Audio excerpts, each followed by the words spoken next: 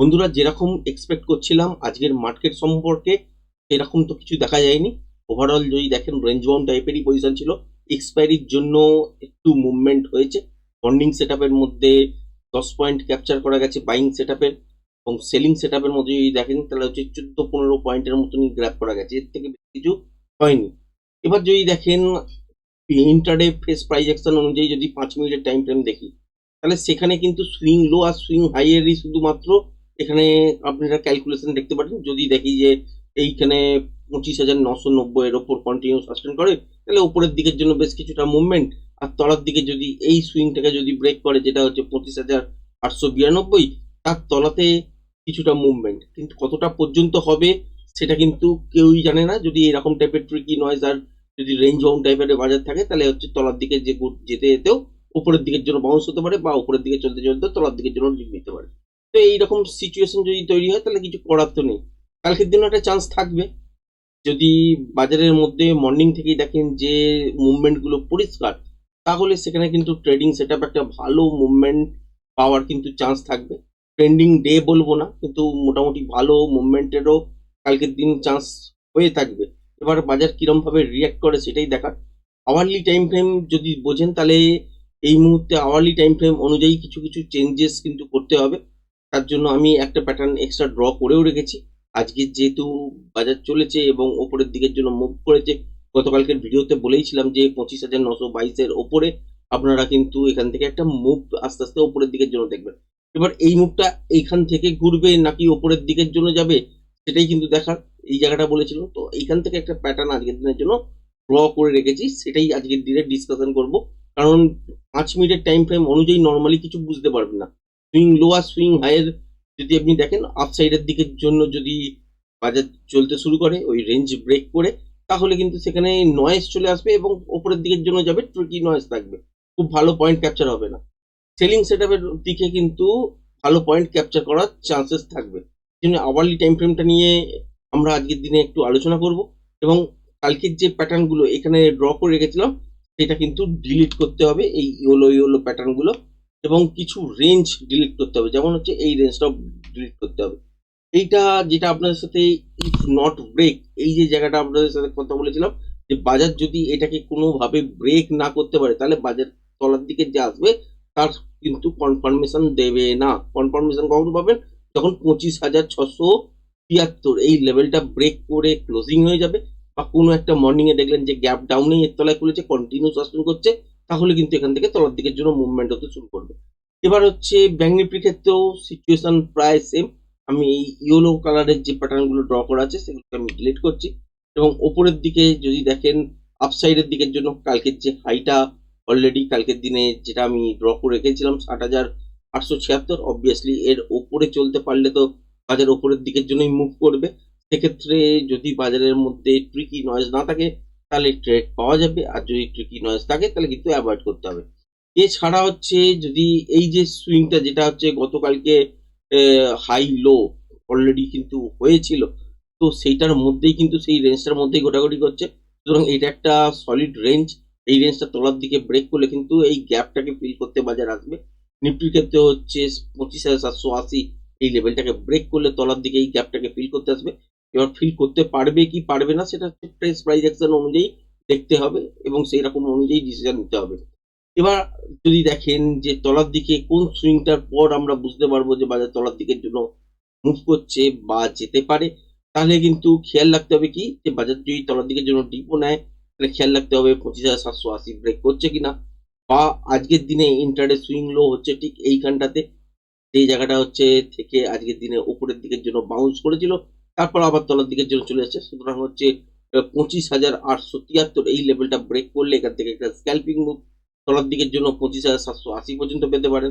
এই রেঞ্জটাকে ব্রেক করলে মোমেন্টাম পাওয়া যাবে। সুতরাং এই রেঞ্জটা যদি ব্রেক করে চলতে পারে, তাহলে এটা সেকেন্ড হাফের জন্যই কিন্তু হবে, এবং এখানে কি দেখতে পাবেন, কন্টিনিউশন প্যাটার্ন দেখতে পাবেন, এবং বেটার মুভমেন্ট হবে। সেক্ষেত্রে 25,673, 80 বা 700-720 এই জায়গাটার কাছাকাছি পর্যন্ত তলার দিকের জন্য নেমে আসতে পারে। এবার যদি দেখেন যে ক্লোজ করেছে 25,673 এটা ব্রেক করে, তাহলে কিন্তু বুঝে যান যে এটা তলার দিকের জন্যই আসতে চলেছে। বাজার কিন্তু এখানেও হয়তো আটকাবে না, যেটা হচ্ছে 491, তো এটাকেও ব্রেক করবে এবং তলার দিকের জন্য আসার চেষ্টা করবে। এবার আরেকটা প্যাটার্ন হতে পারে, যেটা হচ্ছে এর কাছাকাছি পর্যন্ত হয়তো এলো, ঠিক এই রেঞ্জটার কাছাকাছি পর্যন্ত, কিন্তু ব্রেক করতে পারলো না, বা এটাকে ব্রেক করলো সামান্য বেশ কিছুটা, কিন্তু আর চলতে পারলো না। সেক্ষেত্রে ইন্টারডে ফ্রেশ প্রাইস অ্যাকশনে কনফার্মেশন নিতে হবে। এখানে প্রাইস অ্যাকশন কি চেঞ্জ হচ্ছে সেটা দেখতে হবে। মোটামুটি ভাবে আওয়ারলিতে তলায় আসার চান্সেস তখনই, মানে এই প্যাটার্নটা অনুযায়ী যদি এখান থেকেই বাজার পড়তে শুরু করে, কত দূর পর্যন্ত আসতে পারে সেটা হচ্ছে এই এত দূর পর্যন্ত, আজকের হিসাব অনুযায়ী 25,184 পর্যন্ত আসতে পারে। কখন কনফার্মেশন পাবেন? যখন দেখবেন 25,673 ব্রেক করে সাস্টেন করে গেছে, তখনই কনফার্মেশন পাবেন যেটা এত দূর পর্যন্ত আসতে পারে। এবার আরো বেশ কিছু প্যাটার্ন আছে যার ফলে এই মুভটা মধ্যিখানে গিয়ে আটকাতে পারে, বা এই মুভটা তলার দিকে বেশ কিছুটা ব্রেক করার পর এখান থেকে আবার উপরের দিকের জন্য যেতে পারে। সেই প্যাটার্ন গুলোর ক্রাইটেরিয়া অনুযায়ী ম্যাচ করতে হবে এবং ইন্টারডে ফ্রেশ প্রাইস অ্যাকশন দেখতে হবে, মানে 5 মিনিটের টাইম ফ্রেম অনুযায়ী সেখানে কি সাপোর্ট করছে সেই অনুযায়ী ট্রেডটা কিন্তু আপনারা দেখতে পাবেন। এবার যদি দেখেন যে আওয়ারলি চার্ট অনুযায়ী ব্যাংক নিফটির ক্ষেত্রে দেখেন, তাহলে তো রেঞ্জ তো আপনাদের সাথে শেয়ার করলামই। উপরের দিকে এই রেঞ্জটা হচ্ছে আওয়ারলি রেঞ্জটা, খুবই ভাইটাল। তলার দিকে ব্রেক করলে একটা মোমেন্টাম তলার দিকের জন্য ব্রেক পাবেন, যেটা হচ্ছে 60,495, মানে 500। এটাকে ব্রেক করে চলা মানেই হচ্ছে তলার দিকের জন্য বেশ কিছুটা মুভ পাবেন। এবং 60,112 যতক্ষণ না ব্রেক করছে ততক্ষণ পর্যন্ত কনফার্মেশন পাবেন না যে এই মুভটা তলার দিকের জন্য আসতে পারে। যদি এই রকম টাইপেরই মুভটা কন্টিনিউ তলার দিকে আসতে হয়, তাহলে এটাকে ব্রেক করে সাস্টেন করতেই হবে। যদি করে তাহলে কনফার্মেশনটা কিন্তু বেড়ে যাবে এবং তলার দিকের জন্য এত দূর পর্যন্ত আসার জায়গা কিন্তু থাকবে, যেটা হচ্ছে 58,873, এই জায়গাটা পর্যন্ত থাকবে। এবার যদি দেখা যায় যে বাজার গ্র্যাব ডাউন খুলেছে বা ফ্ল্যাট খুলেই তলার দিকে এই রেঞ্জটাকে ব্রেক করেছে, কিছুটা মুভমেন্ট হয়েছে, কিন্তু 60,112 এটাকে আর ব্রেক করতে পারেনি, তাহলে চান্সেস থাকবে কি এখান থেকে উপরের দিকের জন্য ঘুরে যাওয়ার। এটা কিন্তু স্পষ্ট বুঝে নিন, এখান থেকে তারপর উপরের দিকের জন্য ঘুরে চলে যাবে। এবার যদি এই রেঞ্জটাকেও ব্রেক করে তারপর এই সব জায়গার কাছাকাছি পর্যন্ত এলো এবং তারপর দেখলেন যে আর চলে এলো না, তাহলে ইন্টারডে ফ্রেশ প্রাইস অ্যাকশন অনুযায়ী কি প্যাটার্ন তৈরি করছে, কোনটা সাপোর্ট করছে সেইটাই দেখার। সেই দেখার পরই কিন্তু আবার ট্রেড পাবেন, আর তখন আপসাইডের দিকের জন্য ঘোরার চান্সেস থাকবে। আবার এটা হতে পারে যে এই রেঞ্জটাকেও ব্রেক করে দিল, যেটা হচ্ছে 59,644, ব্রেক করার পর বেশ কিছুটা তলায় এলো, যেটা দেখলেন যে হয়তো 59,400 বা 59,380 এইসব জায়গা পর্যন্ত এলো। আসার পর দেখলেন যে এখান থেকে উপরের দিকের জন্য ঘুরছে, সেক্ষেত্রেও ইন্টারডে ফ্রেশ প্রাইস অ্যাকশন দেখতে হবে। সেটা কিন্তু এই মুহূর্তে দেখা সম্ভব নয়। যখন এই প্রাইসটা যখন এর কাছাকাছি আশপাশে থাকবে, তখন কি ফ্রেশ প্রাইস অ্যাকশন তৈরি হচ্ছে সেইটাই দেখার পরই কিন্তু ডিসিশন নেবার জায়গা।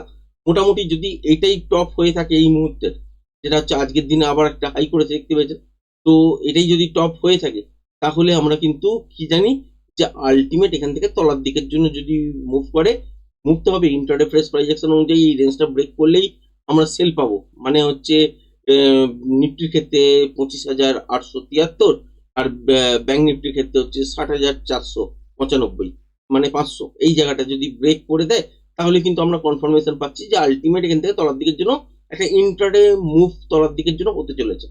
এবার এটা কনফার্মেশন কখন বদলে যাবে, যে চান্সেস কখন থাকবে যে এই মুভটা তলার দিকের জন্য চলে আসতে পারে এত দূর পর্যন্ত, বা এত দূর পর্যন্ত চলে আসতে পারে, যখন দেখবো এই যে নিফটির ক্ষেত্রে 25,673 ব্রেক করেছে, ব্যাংক নিফটির ক্ষেত্রে দেখবো 60,112-13 এই জায়গাটা ব্রেক করে সাস্টেন করে গেছে, তখনই কিন্তু কনফার্মেশনটা বাড়বে। এবার এই সব জোনের কাছাকাছি বা এই সব জোনের কাছাকাছি যখন আসবে, তখন কিন্তু খুব অ্যালার্টে থাকতে হবে। ফ্রেশ প্রাইস অ্যাকশন চেঞ্জ হচ্ছে কিনা দেখতে হবে। যদি কন্টিনিউশন থাকে ফ্রেশ প্রাইস অ্যাকশনের মধ্যে, তাহলে এই মুখটা তলার দিকে গড়গড়িয়ে আসবে। এবং যদি ফ্রেশ প্রাইস অ্যাকশন অনুযায়ী যদি ডিফারেন্ট দেখায়, যদি রিভার্সাল প্যাটার্ন তৈরি করতে শুরু করে দেয় বারবার, তাহলে কিন্তু এই মুখটা এখানেই হয়তো সমাপ্ত হবে। সেখান থেকে ওই রিভার্সালের অনুযায়ী ট্রেডিং সেট আপ তৈরি করতে হবে এবং দেখতে হবে যে ওই প্যাটার্ন অনুযায়ী আপসাইডের দিকের জন্য মোমেন্টাম কতটা হতে পারে বা প্রজেকশন লেভেল কতটা পর্যন্ত আসতে পারে, এই সিচুয়েশনে তৈরি হয়ে আছে। সুতরাং এই সপ্তাহটা খুব যে ভালো যাবে না সেটা তো আগেই বলেছিলাম, কিন্তু এক্সপেকটেশন করেছিলাম যে আজকের দিনে হয়তো একটা বেটার মুভমেন্ট হতে পারে। কালকের দিন পর্যন্ত দেখা যাক। কালকের দিনেও কিন্তু আহ, আজকের দিনে যেরকম মুভমেন্ট হওয়ার কথা, সেটা কালকের দিনে এক্সপেকটেশন ছিল যে আজকের মুভটা খুব বেটার হবে, হয়নি। তো এটা আগামী কালকেও কিন্তু হতে পারে মর্নিং সেটা প্রমাণ হয়ে যাবে। যদি এইরকম টাইপের রেঞ্জ বাউন্ড টাইপের সিচুয়েশন থাকে, তাহলে কিছু করার নেই। মোটামুটি এই সপ্তাহটা পুরোটাই এরকম যাবে। এতে কিন্তু খুবই ছোট কোয়ান্টিটিতে, মিনিমাম কোয়ান্টিটিতে যারা ট্রেড করেন একটু বড় কোয়ান্টিটিতে, তাদের উদ্দেশ্যে বলবো যে খুবই ছোট কোয়ান্টিটি ট্রেড করার চেষ্টা করবেন। আর যারা একদম বিগিনার্স আছেন তারা ওয়েট অ্যান্ড ওয়াচ সিচুয়েশনে থাকবেন, কারণ এখানে ক্যাপিটাল ওয়াইপ আউট হবার চান্সেস কিন্তু বেশি।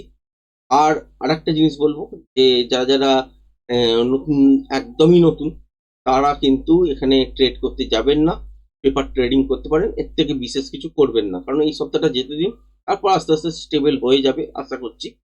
তো আজকের ভিডিওটা এই পর্যন্তই রাখছি, আর কিছু বিশেষ বলার নেই। ধন্যবাদ।